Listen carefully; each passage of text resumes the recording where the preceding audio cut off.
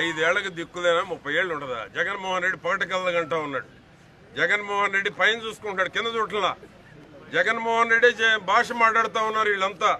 అందుకనే 151 11 పోయింది. రేపు పులివెందులు కూడా రాదు. రేపు 2029లో కూటమి ప్రభుత్వం 175కి ఎదగబోతున్నాం. ఏడేళ్ళు 30 ఏళ్ళు ఉండేది. 3 రోజులు పురుషోత్పట్నంలో ఉండమను. 3 రోజులు పురుషోత్పట్నంలో ఉండమంటున్నాను నేను. పురుషోత్పట్నంలో ఉండను 5 ఏళ్ళు. ప్రజలకు ఒక నమ్మకం కలుగుద్ది. పురుషోత్పట్నంలోనే ఉండమంటున్నాను నేను. పురుషోత్పట్నం పేరెత్తావు కాబట్టి నేను మాట్లాడుతున్నాను. పురుషోత్పట్నంలో నువ్వు ఉండి రాజకీయాలు చేయి. సమస్యలను ఎదుర్కొనే సత్తా లేదు. ఓటేసిన ప్రజలను మోసం చేయటం, ఓటేసిన వారితో ఉన్న నాయకులను మోసం చేయటం, నానా బాబాయ్ అని చెప్పి చేపించుకొని పనులు. నానేమయ్యాడు? బాబాయ్ ఏమయ్యాడు నాన్న?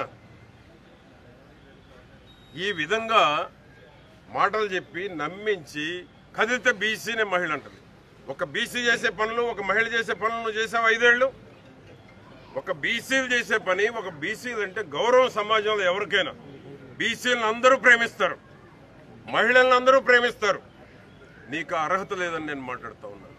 బీసీ అనే అర్హత లేదు, మహిళ అనే అర్హత లేదు. బీసీలు మహిళలు చేసే పనులు నువ్వు చేయలేదు.